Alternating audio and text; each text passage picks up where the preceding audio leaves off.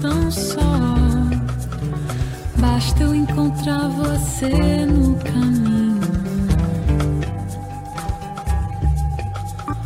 Um filhote de leão, raio da manhã, arrastando meu olhar como um imã. O meu coração é o sol, pai de toda cor. Quando ele lhe doura a pele ao léu, gosto de te ver ao sol, leãozinho, de te ver entrar no mar.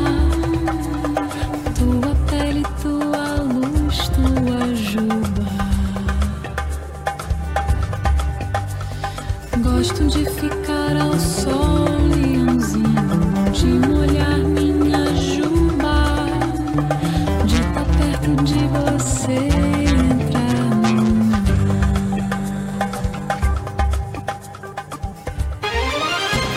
Atitude Popular.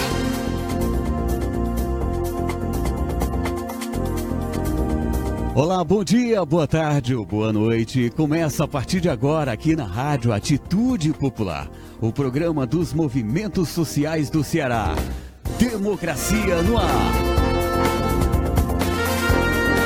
Com retransmissão pela Rádio Classista da FETRACE, Canudos FM 104,5 e Liberdade AM 1310 de Boa Viagem, Camponesa FM 95,7 de Crateús e FM 25 de Maio a 95,3 de Madalena.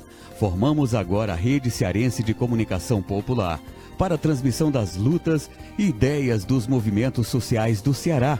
O Democracia no Ar é um programa idealizado pelo movimento Democracia Participativa. Estamos também ao vivo na fanpage Democracia Participativa CE no Facebook. Bom dia você do Face. Agradecemos também a página do Daniel Pio Bezerra, ao blog da Dilma, que está compartilhando o programa agora, desde o início, seu início, né? A você que está fazendo o mesmo agora também. Muito obrigado. Esse programa tem produção e conteúdo de Esdras Gomes. A apresentação, excepcionalmente hoje, de Souza Júnior. Locução técnica e intervenções comigo, Jonathan Neto. Temos o apoio cultural da AFBNB, Sintaf, Mova-se, Sinfarce, o Show Advogados Associados e Sindicato dos Bancários. Agora em Fortaleza, Ceará, Brasil. Estamos com 10 horas e 2 minutos, é a vez e a voz dele. Hoje, excepcionalmente, a apresentação do programa Democracia no Ar com Souza Júnior. Bom dia. Bom dia, Jonathan.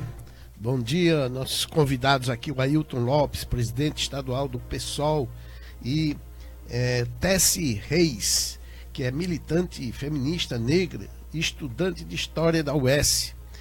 Hoje, como já disse aqui o Jonathan, excepcionalmente estamos apresentando o programa Democracia no Ar, no lugar de Marina Valente, que hoje está cumprindo outra tarefa do movimento Democracia Participativa. E vamos conversar com os nossos convidados logo mais sobre o brutal assassinato, né, que eu chamo até de ato terrorista contra a vereadora do PSOL do Rio de Janeiro, Marielle Franco. É claro que vamos conversar também outros assuntos correlatos que tem tudo a ver, como o julgamento logo mais do habeas corpus do Lula às 14 horas e o que está acontecendo no país de um modo geral. Mas antes de iniciarmos este bate-papo aqui, inclusive com os nossos internautas que deverão estar acessando o Facebook Democracia Participativa neste momento, vamos começar o programa, né, Jonathan, fazendo um giro de notícias. Isso, vamos girar. Democracia no ar. Atitude Popular. Giro de notícias. Aconteceu no final da tarde de ontem, 21 de março, um apagão que teve início às 15h48 e foi sentido em todo o Brasil. As regiões sul, sudeste e centro-oeste tiveram restabelecimento da energia em 27 minutos. Já os estados mais atingidos foram Amazonas, Alagoas, Sergipe, Ceará, Paraíba, Piauí, Pernambuco, Amapá, Rio Grande do Norte, Pará, Maranhão, Bahia e Tocantins. De acordo com os trabalhadores do sistema Eletrobras, a falha começou em uma linha de transmissão operada pela empresa privada chinesa State Grid, que opera Belo Monte e Furnas, onde a realização de teste em pleno horário comercial. A energia só foi normalizada no período da noite, por causa do apagão, né? Inclusive o nosso comentarista Marcelo Shoa não veio ao programa de hoje porque ele não pôde preparar a sua aula, né? Ele é professor, além de escritor e advogado, e está fazendo isso agora pela manhã. Bem, vamos a seguir. Atitude Popular. Giro de notícias. Na manhã de ontem, 21 de março, cerca de 700 participantes do Fórum Alternativo Mundial Água, FAMA, que é a sigla, né, se deslocaram do Parque da Cidade em Brasília para protestar em frente à sede da Eletrobras contra a tentativa do governo ilegítimo e golpista de Michel Temer de entregar o setor elétrico brasileiro à iniciativa privada. Para Neiro Gato, trabalhador da Eletronorte e vice-coordenador da Federação Nacional dos Urbanitários, a FNU, a privatização do setor elétrico tem sido articulada desde o início do golpe de 2016. Sinais disso, de acordo com o eletricitário, é a nomeação de Pedro Barbosa para a Secretaria Executiva do Ministério de Minas e Energia e de Wilson Pinto à presidência da Eletrobras. Ambos têm posição favorável à privatização e têm relações com as transnacionais da energia. O ato ocorre um dia após os deputados da base de apoio do golpista Temer atropelarem o regimento da Câmara dos Deputados para acelerar a tramitação do projeto de lei 4963/2018, que prevê a privatização da Eletrobras. É o que eu digo, Jonathan, desde o início aqui, que desse governo golpista, né? É um governo que trata o Brasil como galinheiro. E nos ministérios, nas empresas estatais, a maioria são nomeadas para cuidar do galinheiro, que são raposas, comandadas pelo raposa mor, que é o Michel Temer, né? Mas vamos à frente. Atitude Popular. Giro de notícias. A presidente do Supremo Tribunal Federal, ministra Carmen Lúcia, para alguns Carminha, né? Marcou para esta quinta-feira, 22 de março, o julgamento do habeas corpus preventivo do ex-presidente Luiz Inácio Lula da Silva, remetido ao plenário da Corte pelo ministro Edson Fachin. O anúncio foi feito logo após a abertura da sessão plenária no dia 21 de março. Segundo Carmen, o julgamento foi marcado pela urgência, entre aspas, do pedido de liberdade.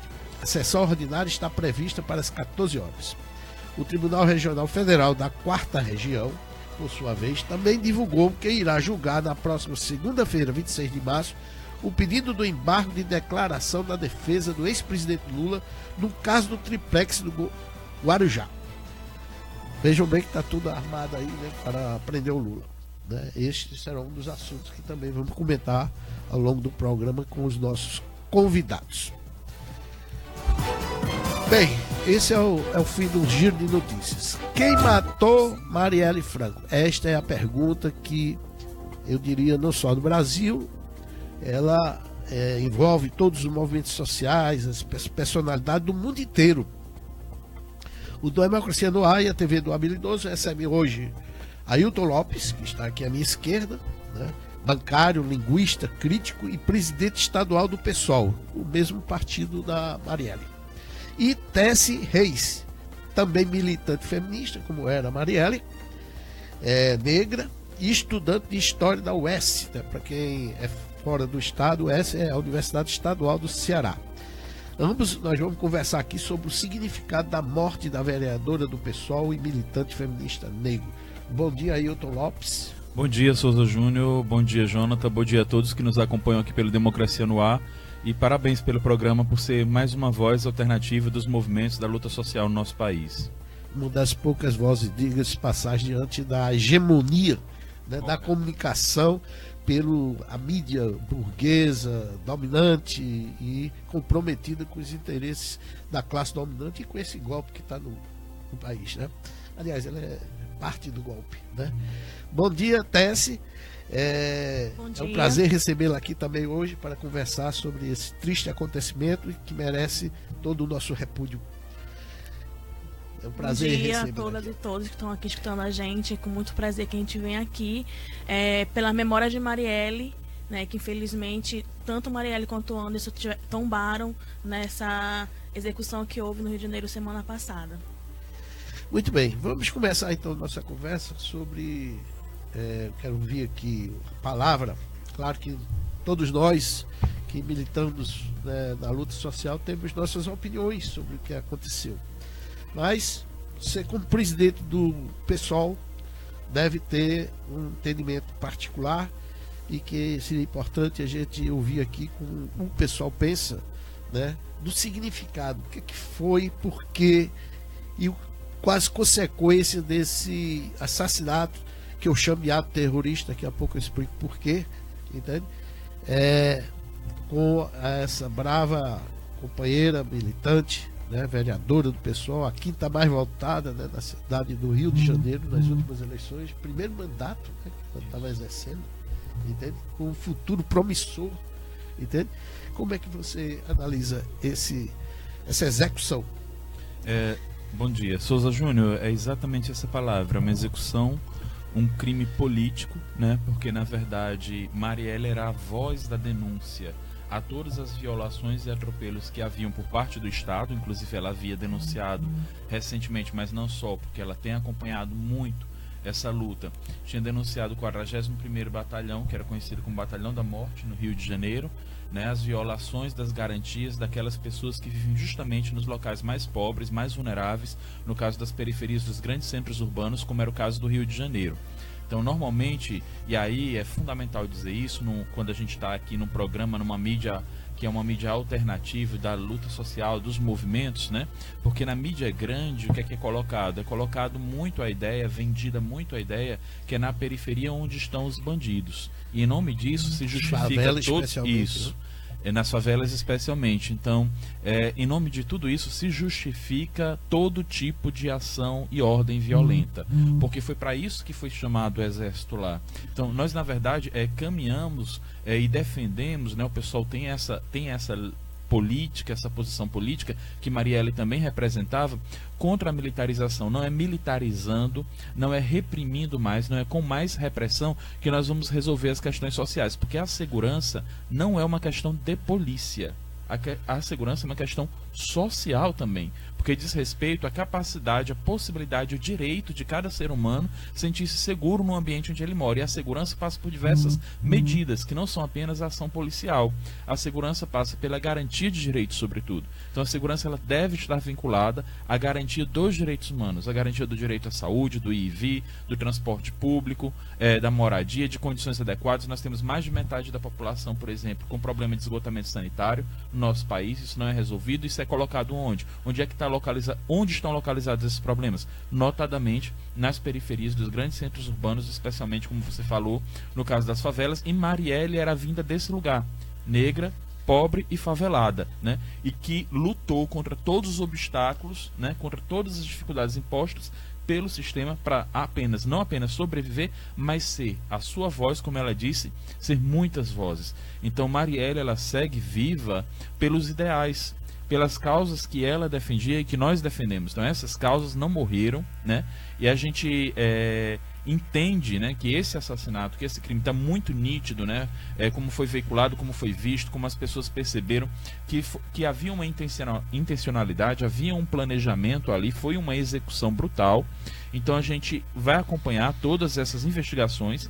Diga-se de passagem, Souza Júnior, o PSOL ele está colocando para votação o projeto de lei que, no caso de crimes de milícias, sejam investigados automaticamente pela Polícia Federal, seja federalizado, porque a gente sabe que as milícias têm relação com o Estado, têm relação dentro da própria polícia, que a gente não quer generalizar, mas a gente sabe que existe também corrupção como em todo canto que existe, também existe nos corpos policiais, e era contra essa corrupção e contra esses policiais que Marielle se insurgia. Então, ao contrário do que alguns disseram, porque vocês são contra a polícia, né? Na verdade, nós somos contra a militarização das polícias, nós somos contra a corrupção nas polícias, mas nós defendemos que os agentes de segurança estejam a serviço da comunidade e não tratando a comunidade como inimigo. E aí há um grande problema que a gente pode tratar aqui no programa de hoje, que inclusive o Ibis, que foi coronel comandante da Polícia Militar no Rio de Janeiro, coronel Ibis, que hoje está afiliado ao PSOL, e diversos outros policiais contra o proibicionismo, que a gente entende que tudo isso faz parte de uma guerra que tem vitimado tanto a polícia como a população, né? O Brasil tem a polícia que mais mata no mundo, de acordo com os relatórios da Anistia Internacional, mas também a que mais morre por conta de uma guerra às drogas, que a gente precisa discutir sobre essa questão do controle, do uso, comercialização, produção e consumo das drogas no nosso país. Você falou, Ailton, da denúncia que a Marielle fez sobre essa, vamos dizer assim, essa banda podre da polícia, e especificamente o 41º Batalhão da Polícia Militar. Eu li, inclusive, uma notícia que esse batalhão é responsável por 41% das mortes na região. Quer dizer, apenas um batalhão. Quase metade das pessoas que morrem por conta desse tráfico de drogas, quer dizer, o tráfico de drogas que por ser ilegal, e aí tem várias razões que merecem até um outro programa para a gente discutir, o 41º atua no sentido de exterminar as pessoas. E também é vítima, até os policiais, como você disse. Mas eu queria ouvir a Marielle, a Tessie, sobre como ela vê o fato de, além da Marielle lutar pelos direitos sociais, principalmente das comunidades onde ela atuava, o fato de ela ser feminista, né? Ser mulher, ser negra, né? Você vê alguma relação também nesse assassinato, pelo fato dela ser mulher, ser ativista? Como é que você, como militante, como é que você vê essa luta também pelos direitos e contra a discriminação da mulher negra e principalmente pobre? A gente vem desde o dia 14 enfrentando algumas narrativas, né? Inclusive narrativas querendo colocar a execução da Marielle apenas em uma caixa. A mataram porque ela era mulher, a mataram porque ela era uma mulher negra. Então a gente tem essa compreensão, como já falou Ailton, que foi um crime político, né?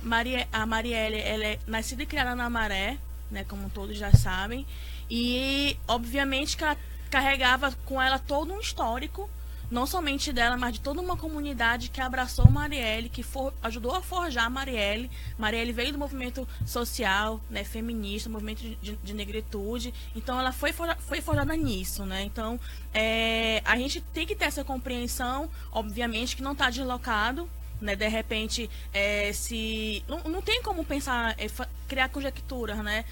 Se fosse um homem branco, se fosse um outro parlamentar do pessoal, isso poderia ter acontecido? Particularmente, acho que sim, porque a Marielle foi de denúncias graves, né? Que precisam ser, inclusive, averiguadas até hoje. Então, não é porque ela não foi assassinada somente porque ela era uma negra pobre da periferia, mas porque ela estava denunciando, né, grandes crimes, né, com interesse, enfim, da população como um todo. Ela era uma voz ecoante do povo naquela Câmara Municipal do Rio de Janeiro. Então, foi sim um crime político. A nossa compreensão enquanto partido, e aí a minha compreensão também enquanto mulher negra, militante feminista, é que foi uma morte política. Poderia ter sido uma morte por feminicídio? Poderia. Poderia ter sido uma morte por racismo? Poderia também. Mas pela característica de execução da Marielle, foi um crime político pelos ideais que a companheira defendia. Então, essa a nossa compreensão dessa execução de Marielle, né? Eu vou emitir uma opinião e quero saber se vocês concordam, né? Explicando logo por que eu chamo de ato terrorista. Eu acho que não foi um simples assassinato, nem mesmo apenas um assassinato político, porque há muitos casos que a gente vê de eliminação emboscada, para eliminar simplesmente aquela voz, como por exemplo o famoso caso que foi até relacionado a Marielle, do Chico Mendes. Sim, Chico Mendes, eu chamo de ato terrorista pelas características como foi feita a execução. Balas das forças policiais, pertencente à Polícia Federal. Isso já está comprovado. O que não está comprovado é quem usou, né? Mas tem a ligação que está clara, né? Não foi uma morte executada como, por exemplo, os traficantes fazem. Ao longo de vários quilômetros, né, eles seguiram a Marielle. Quer dizer, eram pessoas que estavam tranquilas dirigindo. Se fosse parado numa blitz, se identificavam, entendeu? Não tinha problema. Não eram bandidos normais. Bandido normal, ele mata e tenta se foragir rapidamente. Por isso que usam moto. Moto é fácil você fugir. Eles ficaram ao longo de quilômetros, passando por tudo que é câmera, 2 carros seguindo, entende? Quer dizer, era para mostrar que ali o Estado estava presente e estava cometendo um crime. E a forma como foi executado, 4 tiros na cabeça, entende?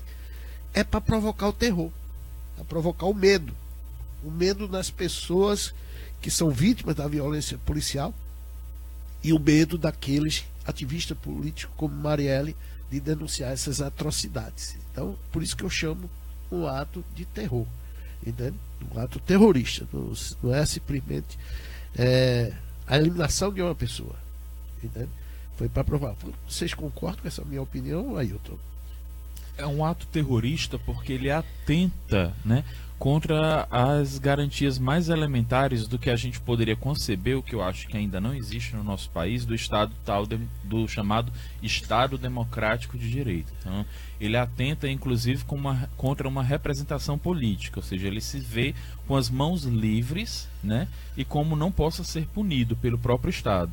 E a gente sabe que o crime organizado, ele está por dentro do Estado, né? Ele opera por dentro do Estado, opera através dos corpos policiais, tem representantes políticos também. Então, na verdade, essa caracterização de ato terrorista cabe muito bem nesse caso, porque, na verdade, é um ato contra as garantias mais elementares, contra todas as garantias possíveis. Você concorda também, mano? Concordo com isso, acho que tem mais um adendo. Pelo cenário a gente pode perceber que é isso também, mas sobretudo também colocar o terror na gente, né?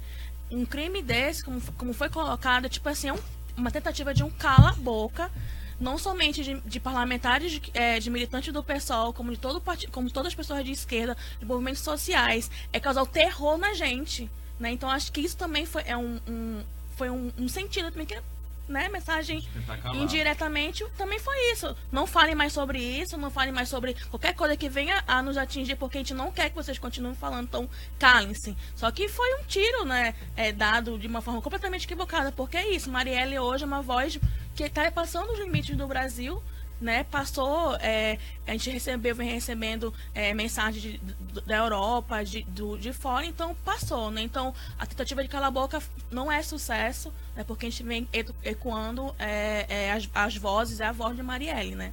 Inclusive as vozes dos nossos internautas estão a todo volume, e eu quero citar algumas delas aqui que não estão calados. Quer dizer, acho que a repercussão que o caso tomou a nível nacional e internacional demonstra, e as próprias manifestações, eu mesmo participei de uma aqui em Fortaleza, o primeiro logo no dia seguinte, mostra que eles não vão conseguir o objetivo deles.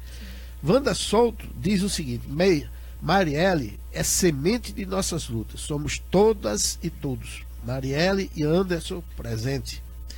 Juliana Cavalcante Souza diz: o país adotou um modelo de polícia que ainda está fortemente atrelado à defesa do Estado e não à defesa do cidadão.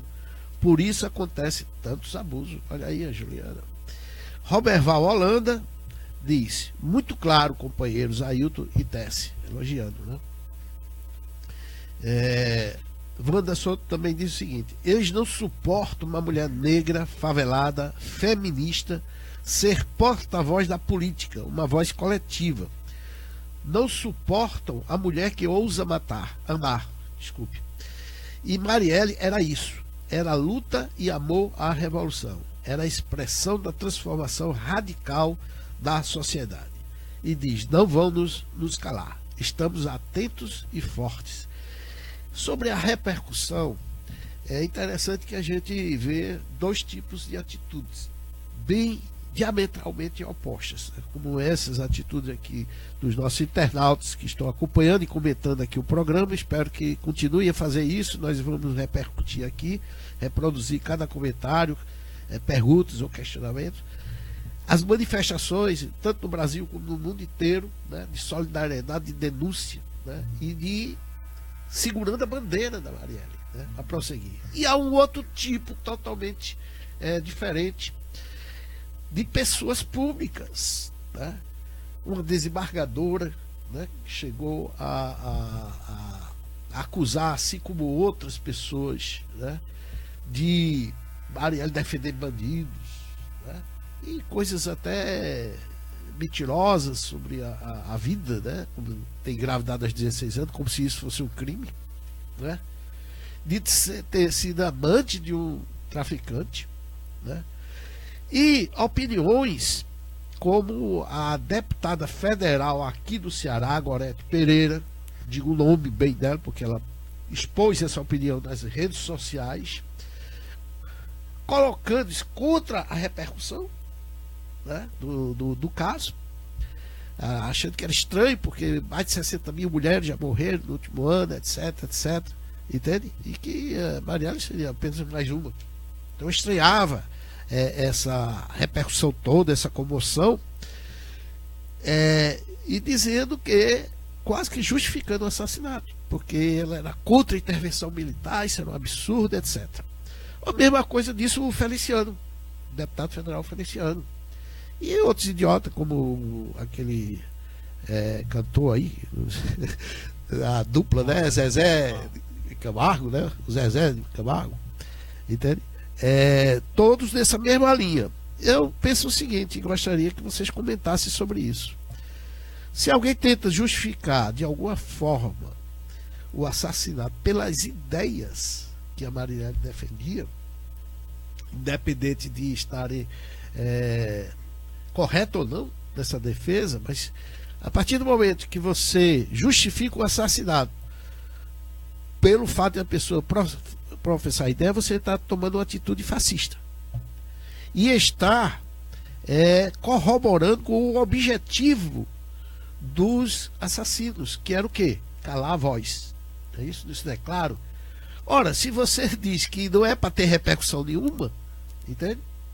É porque está a favor desse objetivo, de calar a voz, de intimidar as pessoas. Então tem que todo mundo ficar calado, haver comoção nenhuma, porque era isso mesmo. Quem discordar da intervenção militar, ou seja o que for, merece ser assassinado mesmo, ser calado. Eu penso que essas pessoas, como Gorete Pereira, têm uma atitude fascista e também está com as mãos manchadas de sangue. Então eu queria ouvir vocês sobre isso. Posso começar? Acho que é isso mesmo. Essas pessoas que reproduzem esse discurso de ódio estão sim manchadas com o sangue de Marielle, o sangue de Anderson, como de todas aquelas pessoas que diretamente e indiretamente já sofrem essa intervenção militar. Né? No meu entendimento, a gente já está no estado de exceção no Brasil como um todo, porque não é à toa que mesmo a polícia do Rio de Janeiro estando com, né, segundo eles dizem, com déficit no seu contingente e tudo mais, mas bala não falta para matar.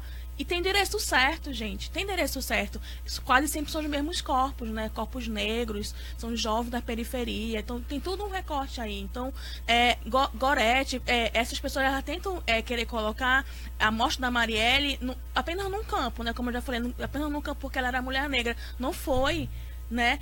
Não foi apenas mais um crime, infelizmente, de feminicídio, não foi mais um crime de racismo, foi um crime político. Então foi muito mais pelas ideias que Marielle defende, né, do que um feminicídio ou o racismo. Então isso torna o caso de Marielle grave, né? Pela essa característica torna esse caso mais grave ainda. Então essas pessoas que, como a Wanda colocou, não suportam ver uma pessoa negra, uma mulher quinta mais votada, foram mais de 46 mil votos que legitimaram a Marielle. Então é muita gente, são pessoas que queriam que ela estivesse lá para denunciar, para falar por elas, né? As pessoas da favela, das periferias, não têm voz no parlamento, as mulheres são minoria na Câmara Municipal, né? A nossa companheira Thalíria, por exemplo, de Niterói, é a única mulher e é uma mulher negra também que está ocupando a Câmara Municipal de Niterói. Então isso não é pouca coisa, é muita coisa. É carregado de muito simbolismo. Então,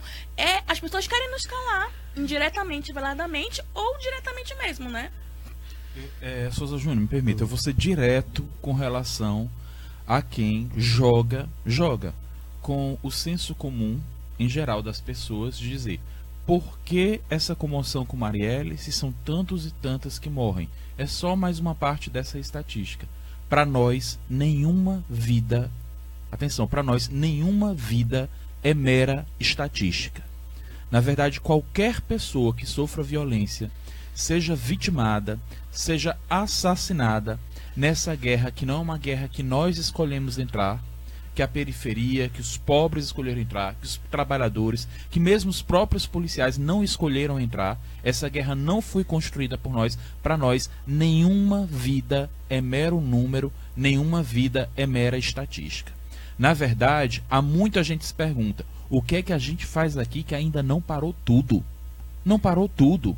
Porque os índices de homicídio na adolescência no nosso estado, os índices de homicídio no Rio de Janeiro, a violência generalizada. Quem são os corpos que morrem? Qualquer corpo que morre, qualquer vida que é tirada, nos toca profundamente a quem defende a humanidade, a quem sente na pele um mínimo de humanidade. Então, primeiro, para nós, nenhuma vida é mero número ou mera estatística. Quando ela coloca nesse patamar, tentando separar e destacar a Marielle dos demais, mas colocando em comum, ela não coloca em comum a Marielle e os demais pela humanidade. Ela tenta colocar a Marielle em comum com os demais pelo esquecimento, pela negação. E nós estamos aqui para dizer: nenhuma vida merece ser esquecida. Quem chorará as mortes daqueles adolescentes, daquela juventude que foi morta na chacina aqui do Ceará no ano passado? Quem vai chorar aqueles mortos na chacina dos Cajazeiras? Quem chorará pelas mortes do Benfica? Todos nós devemos chorar. Todas essas vidas são nossos, todos eles. Ao contrário, inclusive, do que alguns fundamentalistas, e infelizmente, o próprio secretário de Segurança Pública aqui busca justificar as mortes como porque parte dessas mortes seriam de criminosos. Eu quero dizer, todas as vidas importam. E sim, nós dos direitos humanos defendemos a todos e todas. Vocês defendem bandidos? Defendemos. Defendemos tanto bandido como não bandido, mas nós não defendemos que a pessoa não seja responsabilizada, não. Cometer um crime deve ser responsabilizado, porque os grandes bandidos que não são responsabilizados neste país estão no Planalto, não estão na planície, estão nos palácios de poder, não estão nas periferias. Aquilo dali é o varejo do crime. O atacado está nas estruturas de poder e não saem de lá. Então é fundamental primeiro frisar isso. Para nós, todas as vidas importam. Nós queremos um mundo de paz. Quem quer um mundo de paz não diz: a tal vida vale mais, tal vida vale menos. A luta de Marielle não era por si. Vamos lembrar? Ela chorava, acompanhava e lutava por cada vida. Fosse da Maré, fosse inclusive de policiais. Isso. Fosse da Maré, fosse de policiais, fosse da classe média do Rio de Janeiro, fosse qualquer uma, porque para nós a vida não deve ser discriminada por cor, por raça, por classe. Eu quero, tem muitas coisas para falar aqui, mas eu quero deixar isso profundamente claro. Profundamente claro. Quem tenta dizer que não há por que se comover por esta vida é porque para esta pessoa nenhuma vida importa e ela representa apenas um número. E aí eu queria dizer, inclusive esta deputada infeliz foi a que votou contra os trabalhadores e trabalhadoras na reforma trabalhista. Foi a deputada que inclusive se aposentou, garantiu a sua aposentadoria tranquilamente e se posicionava a favor de uma reforma da Previdência para a gente trabalhar até morrer de trabalhar e afetar sobretudo os trabalhadores mais pobres, que são os que mais ficam desempregados, que não têm uma continuidade na sua vida laboral durante toda a sua vida para poder se aposentar. Então, Souza Júnior, eu quero frisar muito bem aqui também esse aspecto. Tá havendo, e não é de agora, já há algum tempo, uma certa articulação dessa bancada que vota contra os trabalhadores para dialogar e desviar o foco de todo o ataque que eles fazem contra nós, dialogando com o senso comum conservador das pessoas e estimulando o que há de pior no ser humano. Então nós queremos dizer aqui que no momento desse de ódio, de preconceito, a gente tem que pensar no valor da vida. O valor da vida é algo inestimável e ninguém pode hierarquizar nenhum tipo de vida. A comoção por Marielle não é porque ela era melhor ou mais do que qualquer uma dessas vidas. A comoção por Marielle é justamente porque ela representava a luta por todas estas vidas, ao contrário destes que hoje, inclusive essa desembargadora que vai ser processada, né, é importante dizer isso. Então, se você compartilha publicações desse tipo, inclusive sem nenhum fundamento, cuidado. Você pode e vai responder por isso. Existe inclusive uma equipe de advogados voluntários que está tratando disso. A gente está pegando os prints, os links, porque a desembargadora, quando ela foi questionada, Souza Júnior, pelos jornais, ela disse, sabe o que? A resposta dela: eu não conhecia Marielle até ela morrer. Se ela não conhecia, como é que ela emite uma opinião daquela? Aí ela disse, e o pior, se não bastasse isso, ela ainda emendou. Ela disse desse jeito: não é porque eu copiei do texto de uma amiga. Gente, não pode. Não pode ser o seu melhor amigo, pode ser uma pessoa super inteligente. Você pode até confiar, porque nos WhatsApps da vida, o que acontece? A pessoa repassa porque, não, aquele fulano não ia mentir. Mas será que ele já não foi pego por outro, né? Ou seja, já não caiu e na assim cilada? Vai viralizando. Isso, tem que buscar as fontes. Vai difamando, né? Nós temos várias intervenções aqui de ouvintes, do Daniel Pia Bezerra, do jornalista Márcio Rodrigues, da Bárbara Oliveira, o Edson Rodrigues, etc. Nós vamos ler todos, mas após o intervalo, e também vamos abordar sobre o que está acontecendo no nosso país, porque me parece que estamos numa escalada de fascismo. A caravana do Lula agora mesmo, né, foi flagrada com um carro que estava seguindo com bombas, né? Vamos conversar sobre isso na segunda parte do programa. Vamos ao intervalo para agradecer nossos patrocinadores, não é isso, Jonathan? E voltamos em seguida. Exato. Democracia no ar. Rapidinho, para agradecer a você sua honrosa audiência, né? Você que está aí ouvindo, curtindo, vendo o programa Democracia no Ar, que é um espaço dos movimentos sociais do Ceará.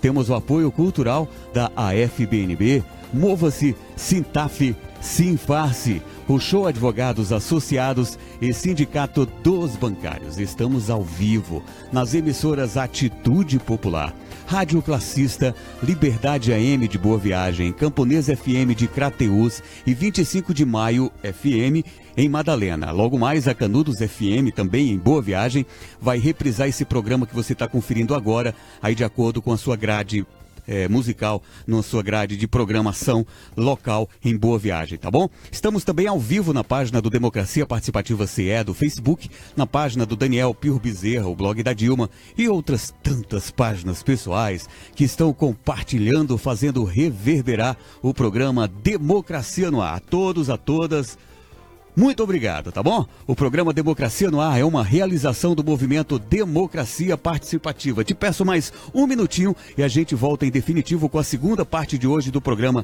Democracia no Ar, ao comando do Souza Júnior. Só um minutinho a mais, tá bom?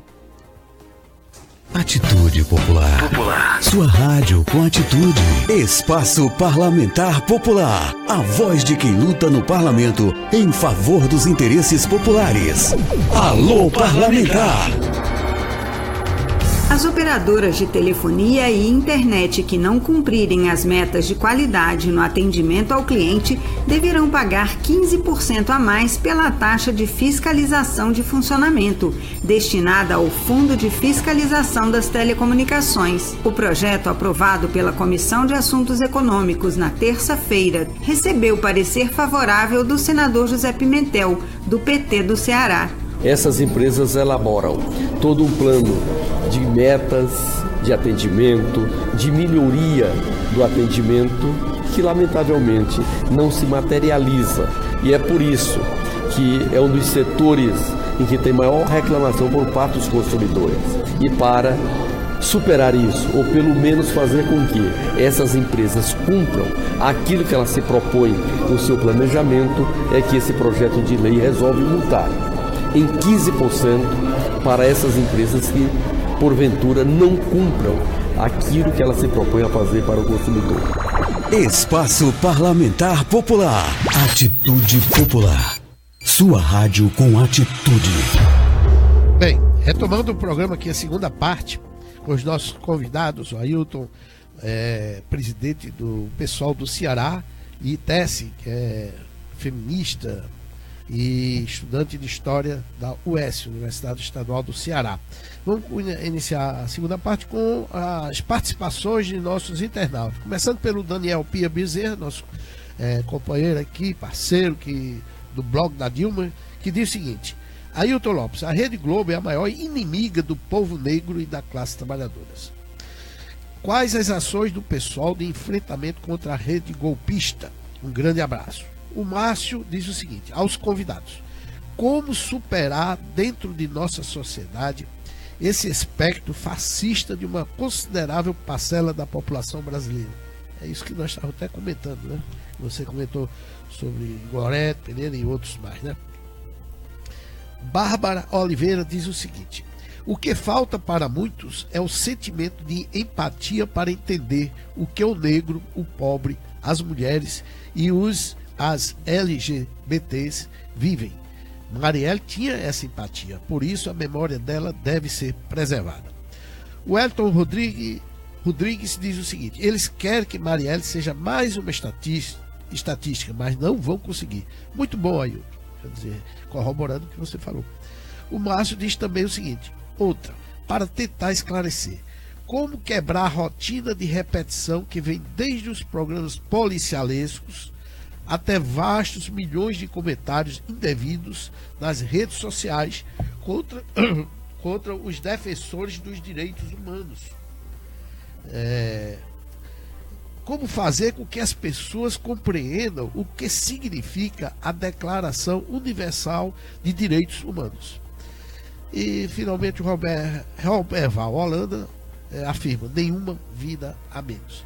Bem, muitas questões aqui nos remetem à situação atual que nós estamos vivendo. Quer dizer, não há, a meu ver, como deslocar o que aconteceu com Marielle de tudo que está acontecendo no nosso país, a partir principalmente de 2016, quando foi afastada uma presidenta legítima através de um golpe, né? Nós estamos vivendo um golpe, esse é o entendimento que eu acredito que a ampla maioria dos que militam da esquerda e mesmo democratas analisam. Como é que vocês estão vendo essa, vamos dizer assim, essa intensidade cada vez maior de atos terroristas, atos fascistas, opiniões também absurdas como essa sobre o significado da morte da Marielle? Como é que vocês analisam e como o pessoal vê que atitudes devemos tomar diante dessa realidade? Ailton, por favor. Primeiro, assim, falar aqui para o Daniel, né, que fez a pergunta sobre o papel das mídias, né? Nós do PSOL, através da nossa militância social, através dos nossos parlamentares, através dos programas e plataformas políticas que a gente tem apresentado, através da militância pelo direito à comunicação, nós temos defendido a regulamentação das mídias, que já deveria ter sido feita há bastante tempo, e regulamentação não para controlar no sentido de cercear o direito à liberdade de expressão, ao contrário, é para garantir a amplitude, a ampliação desse direito. Por isso a gente defende a democratização da comunicação, a democratização desses meios que hoje, infelizmente, estão nas mãos de poucas famílias e pequenos e determinados grupos econômicos, e não são, por exemplo, não tem um caráter popular, como por exemplo tem esse programa aqui, tem outros programas que têm sido feitos a partir, que são poucos, como lembrou aqui o Souza Júnior, garantido pelos movimentos sociais, pelos movimentos populares, inclusive para que a gente possa ter uma informação de qualidade.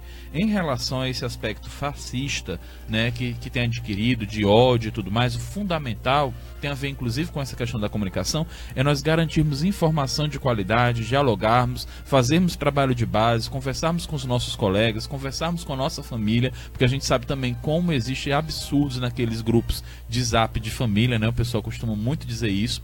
Então, assim, garantindo informação, dizendo para as pessoas buscarem as fontes. Há questões que dizem respeito a posicionamentos ideológicos de esquerda e direita, mas tem coisas que dizem respeito simplesmente a você defender o básico de uma democracia, inclusive liberal. A Declaração dos Direitos Humanos, por exemplo, a Declaração Universal dos Direitos do Ser Humano, Não é uma declaração, por exemplo, feita por socialistas, por comunistas. É uma declaração de uma base civilizatória mínima no mundo contemporâneo. Ou seja, quando você ataca isso, você está atacando o seu próprio direito, porque você pode ser vítima disso, inclusive, né? Então o direito humano é o direito à cultura, é o direito à educação. Quando eu disse que a gente defende, inclusive, bandido, ou seja bandido ou não seja bandido, porque ele não perde seu caráter de humanidade. A gente não está querendo dizer que defende o crime que esse indivíduo cometeu, não. É bom esclarecer isso, porque é importante que as pessoas tenham ideia disso. Porque às vezes chega lá o defensor de direitos humanos para garantir o direito do bandido. Sim, porque ele continua tendo direito. Ele perde o direito de quando você é preso, né? Você perde o direito de ir e vir livremente. Você está preso. Mas deve ter o quê? O direito à educação. Deve ter o direito ao trabalho garantido, inclusive para que quando ele saia da prisão, ele saia em melhores condições do que quando ele entrou, né? Então você não nega os demais direitos são garantidos, para que a gente não tenha, por exemplo, as masmorras carcerárias que a gente tem no nosso país, porque ao contrário desses que se metem a valentões nesses programas policialescos, de dizer que na verdade ali é uma verdadeira mansão para eles provavelmente nunca entraram em presídio, mas eles sabem, porque é veiculado na TV, como são cadeias superlotadas, e a cadeia, como diz um amigo meu, está fazendo agora o doutorado em Ciências Sociais na Universidade Federal do Ceará, ele fala que o crime ele tem uma base econômica e uma base política. A base econômica tem a ver com o tráfico que sustenta, especialmente o tráfico de drogas, mas também o tráfico de armas, e a base política que ele fala são os presídios. Porque naquela massa carcerária, da forma como é acumulada, é um excelente terreno para você arregimentar e controlar o crime a partir de lá. Ou seja, veja, portanto, o que é que a gente quer. Se a gente quer um mundo com mais paz, com mais segurança e menos violência, a gente tem que tomar medidas que caminhem nesse sentido. Que é o quê? É diminuir a população carcerária, é garantir o direito à justiça. Quem é que pode pagar advogado? Quantos defensores públicos nós temos? Quem é que tem condições de garantir um habeas corpus? Então, muitos presos, nós temos um percentual enorme de presos provisórios. Eu estou dizendo isso para dialogar justamente porque há uma campanha, um bombardeio enorme, né, de dizer que a gente defende bandido e, portanto, é contra a população de bem. Ao contrário, nós defendemos todos esses direitos. Então, você garantir, porque você pode ser vítima disso. Você pode ter um filho seu, né? Você que, por exemplo, trabalhador pobre. Estou falando de trabalhador pobre, né? Que não tem acesso à justiça, né? Pode ter um filho que muitas vezes é culpado por um crime que não cometeu, não tem Quantos casos aparecem, inclusive, nessas mídias grandes por aí, de alguém que está preso há não sei quantos anos, depois o cara não cometeu crime algum, só que não tinha quem defendesse, né? Então, quando a gente faz isso, é justamente porque a gente entende que não é prendendo mais e de qualquer jeito que a gente vai garantir segurança. Ao contrário, vai garantir uma base política maior para o crime. Nossos internautas aqui citaram o caso dos policialescos, o Márcio, né? Citou aqui.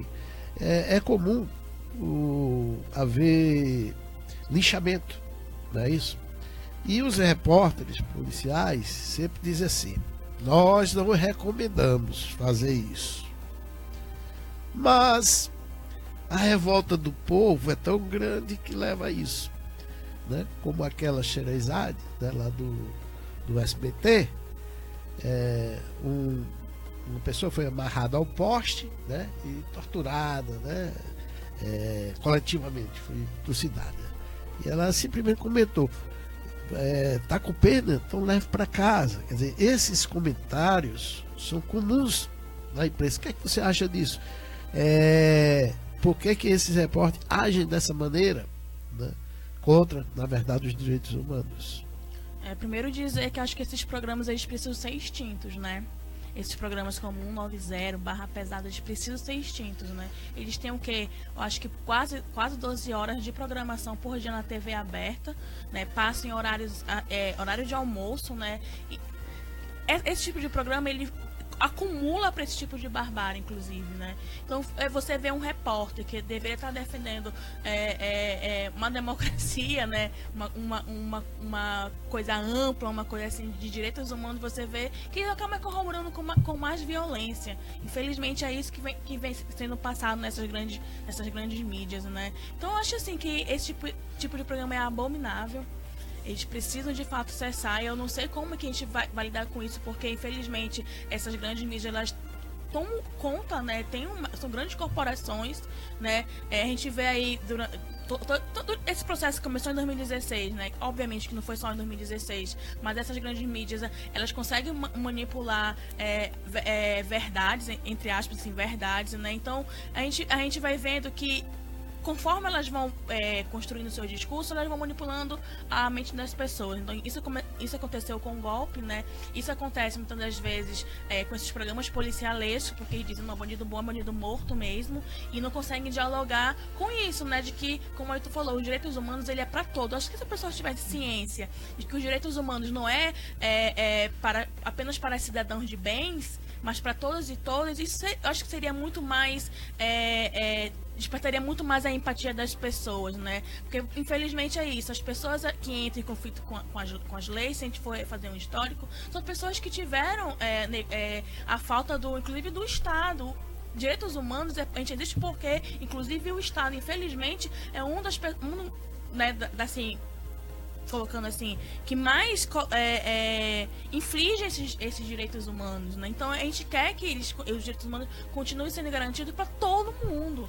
Então, e é isso que infelizmente as mídias não conseguem, ou porque tem interesse de não querer repassar isso para a população. Porque desde criança a gente cresce com esse sentimento que direitos humanos é para todos e todas, é para garantir direitos daquelas pessoas que não tiveram acesso, e aí vem desde da falta de escola, falta de saúde, falta de segurança também. A gente não teria esse sentimento dessa falta de empatia, né? Então, essas grandes corporações das mídias hoje, elas não acumulam para isso, elas acumulam para golpe, elas querem acumular para mais intervenção militar, e a gente precisa estar atento, inclusive, para isso, né? Porque a nossa preocupação enquanto do pessoal é que isso, que a morte de Marielle, inclusive, venha para acumular para mais intervenção militar, coisa que a gente abomina. A gente não quer mais polícia, a gente quer desmilitarização da polícia e da política. Então a gente não quer sonhar com essa possibilidade de que isso venha acontecer, né? Que criam esse discurso, manipulam essa morte da Marielle para ter mais exército na rua, mais intervenção. Então a gente precisa estar atento a essas grandes corporações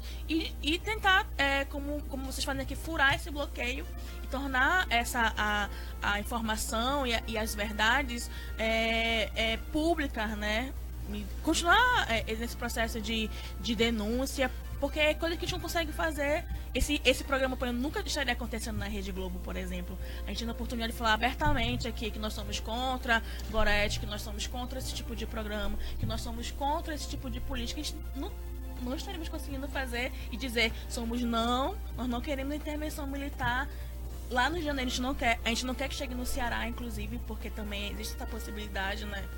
Exato. É isso. Eu queria resgatar, inclusive, uma coisa que eu considero muito importante, que foi dita aqui pelo Ailton Lopes, de que quando eles falam em bandidos, procuram localizar os bandidos nas favelas, nas comunidades. E eu queria que vocês refletissem sobre isso, porque há um corte de classe, há um viés de classe, toda vez que falam em direitos humanos, né? E bandidos, né? Eles nunca eu pelo menos, às vezes eu assisto, embora abomino, né, esses programas policiais, mas às vezes eu assisto como a Globo também para saber o que eles estão falando, como eles estão influenciando o povo, né, para a gente poder melhor rebater, principalmente a gente que trabalha com comunicação. E eu não vejo eles chamarem os grandes traficantes ou envolvidos com os crimes chamados de colarinho branco de bandido, né? Eles não chamam de bandido. O Tasso Gereissati não chamou. Neves ser chamado de bandido. O Tasso Gereissati, por exemplo, não chamou o Aécio Neves de bandido, né? O Aécio Neves, que foi aí, mostrou, inclusive, né, que ele disse que tinha que matar, né? Ou seja, tem que ser um que a gente mate antes de delatar, mais declarado do que isso, ou seja, para quem é receptar o dinheiro, né, lá, responsável.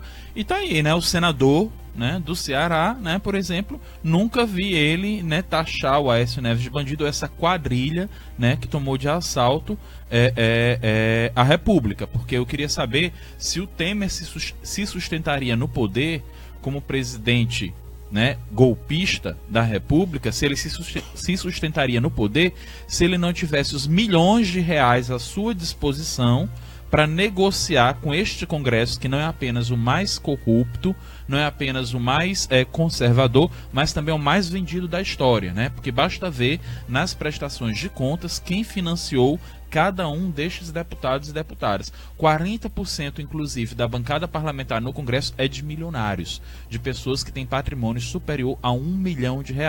Veja bem, nós não temos na sociedade, a sociedade brasileira não é 40% de milionários. Então há uma distorção da representação aí, há uma compra dessa representação a partir do financiamento privado de campanha, que agora acabou esse financiamento privado a partir das corporações, mas pode continuar, inclusive, a partir das pessoas físicas de empresários, que não foi limitado, né? Basta dizer, por exemplo, que os irmãos Grendene contribuíram significativamente com a eleição do atual governador do estado, Camilo Santana, que também financiou, esses irmãos Grendene também financiaram a do Roberto Cláudio, prefeito de Fortaleza. Então, além das empresas, também tem os empresários. R$1 milhão, gente, não é R$10, né? Para um empresário dar 8 milhões, né? Porque ele ama ideologicamente o candidato ao governo, não é, né, gente? Vamos cair na real. Quanto custa um celular? Quanto custa um relógio? O cara que rouba um celular, que rouba um relógio, é bandido pela mídia. Mas o cara que é fragado com 500 mil, né, ou com milhões, quer dizer, uma mala com 500 mil, ou com milhões no seu apartamento, não é chamado de bandido. Por quê? Por que essa discriminação, né? Quer dizer, os bandidos têm um limite, quer dizer, a partir daquele limite que ele rouba, ele já não é bandido, né? Ele já é outra coisa, está cometendo uma Inclusive são infração. julgados de maneira diferente, né? O julgamento A Luiz diferente. Santana, nossa internauta, diz inclusive o seguinte sobre isso, né? Primeira analogia, Ailton Lopes e Tessie Reis, uma dupla de lutadores sociais que encontramos nas lutas e nas ruas sempre. E ela diz, exatamente, ninguém chama de bandido quem está nos altos cargos administrativos do Brasil, né? E são justamente os que mais roubam, né? E roubam que é a saúde, a educação, tudo, mas não são bandidos. Essa é uma questão que eu acho que a gente tem que refletir e está relacionada com tudo que está acontecendo, né? Será que eu chamo mais do que bandido, por exemplo, aqueles que botaram bomba na caravana que está acompanhando o Lula, para mim é terrorista, certo? Verdadeiro terrorista. Como aqueles que executaram a Marielle, são terroristas profissionais que têm tudo a ver com o próprio Estado, a opressão que nós estamos vivendo e com o golpe em curso. Eu queria, já que estamos caminhando, né, para o final do programa, que vocês analisassem também essa conjuntura política, né? Nós estamos aí logo mais às 14 horas será julgado o habeas corpus do Lula. Na verdade, o Supremo Tribunal Federal, STF, presidido pela Carmen Lúcia, para os íntimos nas redes sociais, Carminha, né, que é aquela personagem maldosa, né, entende, de uma novela aí da Globo, ela deveria colocar em pauta, né, essa questão que está em aberto. Ou seja, as pessoas devem ter suas penas executadas a partir do julgamento, da condenação em segunda instância ou não. A Constituição, no seu artigo 5º, inciso 57, diz que toda pessoa é inocente até o julgamento, o trânsito em julgado, o que significa que enquanto houver recurso para a instância superior, você não pode ser considerado culpado, né? É o caso do Lula. Ele foi julgado em segunda instância, mas não só dele, são muitos, né? Mas o dele tem maior repercussão nacional, e aí a Carmen Lúcia, pressionada pela conjuntura, resolveu colocar em pauta apenas o caso do Lula e não a questão que hoje já se sabe, a maioria do STF tem se pronunciado contra a execução da pena em segunda instância. E para evitar que haja esse julgamento, essa nova jurisprudência, porque teve um julgamento em 2016 dizendo o contrário, né? Contrário à Constituição, 6-5 votação por apenas um, e entre esses que votaram a favor do cumprimento da pena já mudaram de opinião. E tem dado liminares, inclusive soltando pessoas. Como é que vocês analisam isso? O Lula vai ou não ser preso, na opinião de vocês, e como a sociedade e o pessoal, particularmente, está observando isso? Levando em conta que segunda-feira termina os embargos declaratórios, se o habeas corpus for negado hoje, e como se espera que a quarta região, né, do Tribunal Regional Federal não aprove os embargos, né? Quer dizer, ele julgue os embargos, o Lula pode estar preso até a partir de terça-feira próxima. Como é que vocês analisam isso? Vamos começar aqui agora inverter. Primeiro a Tessie, depois o Ailton. Gente, eu acho que esse processo do Lula, ele é mais um reflexo do quanto a nossa judiciário, tudo está muito, como posso dizer, corrompido mesmo, sabe? Eu acho que a tentativa de prisão do Lula também é uma perseguição política. Eu acho que é um golpe que vai sendo tem esse curso, né, que não começou em 2016, tá criando outras ramificações. Eu acho que o golpe com a Dilma, essa questão com o Lula faz parte do mesmo projeto. Que aí tem cabeçando PCdoB, PMDB também, né, que agora é o MDB. Então acho que tudo isso é fruto de um projeto que vamos resguardar. Obviamente que teve problemas nos governos do PT. Não foi um governo que nós gostaríamos que fosse, mas teve sim avanços sociais, né? Então esses avanços sociais até hoje eles incomodam, né? Então esse avanço social é uma parcela assim, de população que saiu da linha de miséria, foi para a linha de pobreza. Quer dizer, foram movimentações que houveram em prol do povo que incomoda a burguesia, que incomoda os grandes poderes. Então a tentativa de calar não somente o Lula, como toda a esquerda, é não dar curso a um projeto social amplo para que não é esse projeto que a burguesia quer. Eles querem continuar no poder, eles querem continuar mandando. Então a gente vem acompanhando esse processo com muita atenção, né? Porque prender o Lula sem provas cabíveis é um erro, e eu acho que é isso que eles querem, meter de qualquer maneira essa prisão. Então, particularmente assim, para mim, eu não consigo ainda visualizar o jogo fechado, né? Mas a gente tem o posicionamento de que não tem como prender uma pessoa sem provas, né? E o que a gente vem observando é tentativa de uma criminalização que não cabe, não tá cabendo, né? É um processo forçado que vem acontecendo. Ô Ailton, eu queria que você, nessa resposta, acrescentasse também como é que vocês veem esse processo eleitoral. O pessoal também tem um candidato, pré-candidato, o líder do MTST, né, o Boulos, como o PCdoB tem a Manuela, mas eu já vi declarações de ambos que defendem, né, de forma firme a candidatura do Lula também, né? Então, como é que você vê esse processo dentro dessa conjuntura? Você acredita que teremos eleições de forma democrática ou não? Primeiro que eleições dominadas pelo poder do dinheiro já não são democráticas, né? Nós já não temos eleições democráticas como a gente deveria compreender como eleições democráticas há algum tempo. Só vai piorar ainda mais, né? Eu estou dizendo isso para salientar porque o poder do dinheiro ele tem dominado muito as eleições, né? Vai continuar dominando apesar da revisão da legislação.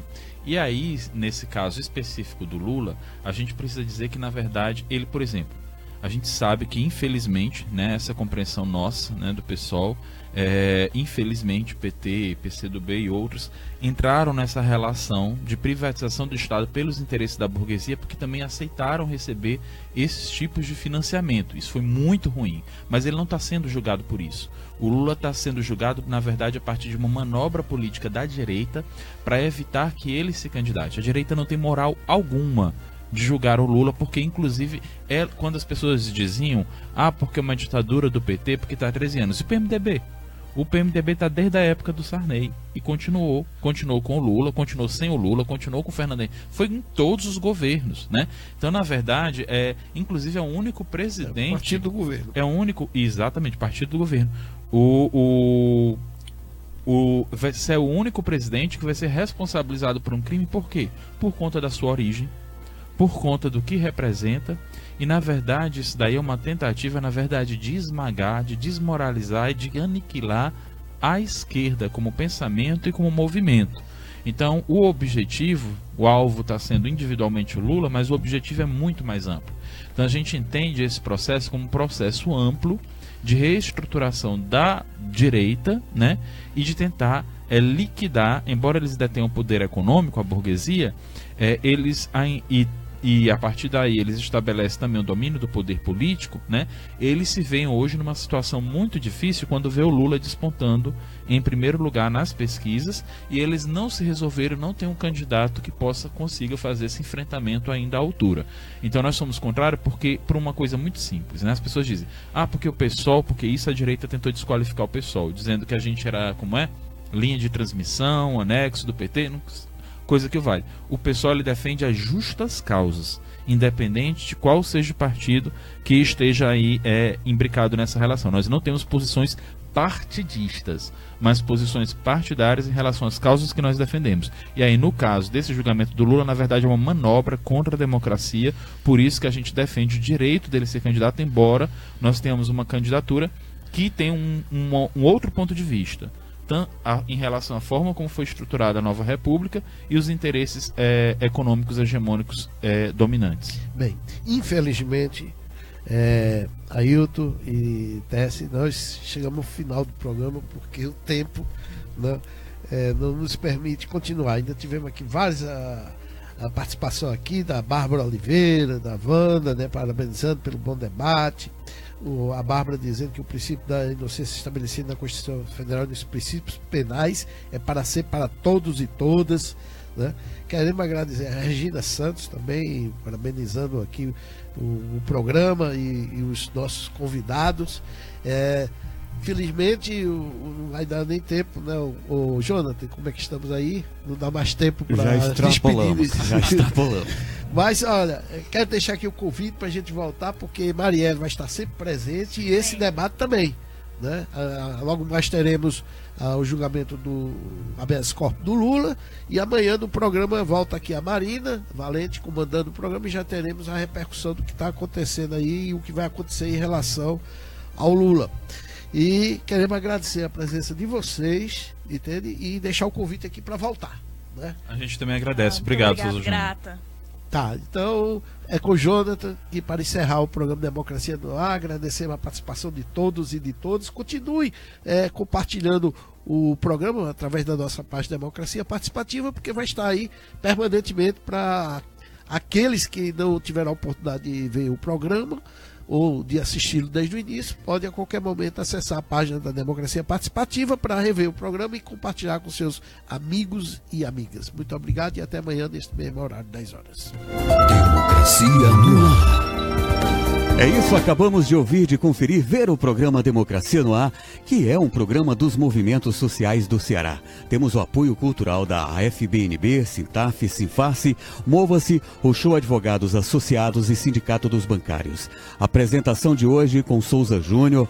Técnica, intervenções, locução comigo, Jonathan Neto. Agradecemos as nossas parceiras, a Rádio Classista, Canudos FM, Liberdade AM, Camponesa FM, 25 de Maio FM. Ainda ao blog da Dilma, ao Daniel Pio Bezerra, páginas do Facebook, ele que compartilhou juntamente com você, né, na sua página pessoal, que você compartilhou também, fazendo reverberar esse programa, o Democracia no Ar, que vai se despedindo e voltando amanhã, a partir das 10 horas da manhã. Contamos com sua honrosa audiência, ok? Então, bom dia, boa tarde, boa noite, a gente se vê, a gente se fala, até lá! Democracia no Ar. Atitude popular.